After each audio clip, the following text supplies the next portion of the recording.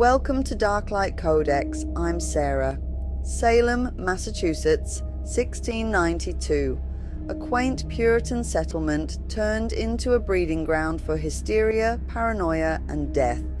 You've likely heard the infamous tale of the Salem Witch Trials, but behind the well-known accounts of accusation and execution lies a darker, lesser-known story. One of hidden motives, forbidden practices, and perhaps a shadow of truth to the cries of witchcraft.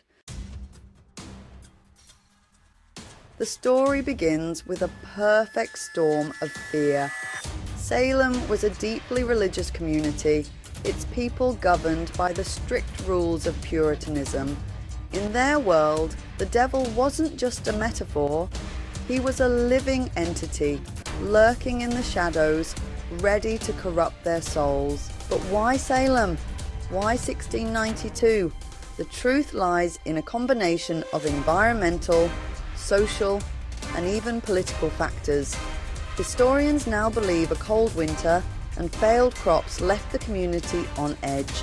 Add to that the looming threat of attacks by native tribes and the tensions between rival families. And you have a village teetering on the edge of madness. It all started with a group of young girls, Abigail Williams, Betty Paris, and a few others. They began exhibiting strange behaviours, fits, convulsions, and eerie utterances. The local doctor, unable to find a physical cause, pointed to the supernatural. Soon the girls accused 3 women of bewitching them: Tituba, Sarah Good, and Sarah Osborne.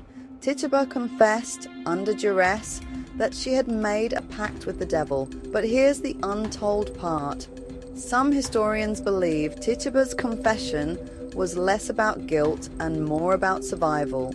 By spinning a tale of witches and dark rituals, she shifted the focus away from herself, feeding the hysteria that would engulf Salem. The Salem Witch Trials weren't just about fear of the supernatural. Beneath the surface, they were fueled by greed, jealousy, and political ambition. Accusations were often made against those who owned valuable land, or against women who dared to challenge the societal norms of the time. Giles Corey, an elderly farmer, was accused and tortured to death, pressed under heavy stones. His refusal to enter a plea ensured his land remained with his family, but it also highlighted how the trials were weaponized to settle scores.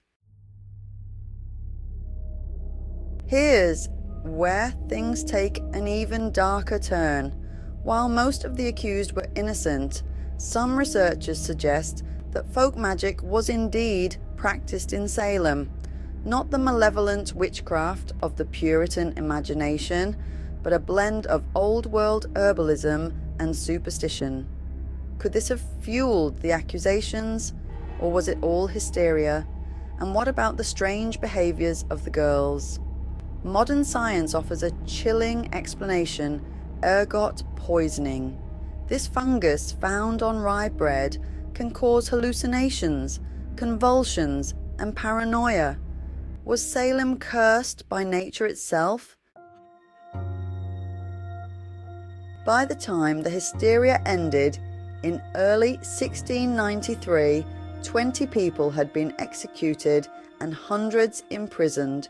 The Puritan leaders, realizing their mistake, issued apologies and reparations, but the scars ran deep. Today, Salem is a town that profits from its dark history. But beyond the haunted houses and museums, the trials serve as a cautionary tale, a reminder of the dangers of mass hysteria and unchecked power. The Salem Witch Trials weren't just a dark chapter in history, they were a mirror reflecting the fears, flaws, and frailties of human nature. What might we see in that mirror today? Like, comment, and subscribe for more untold stories from the shadows.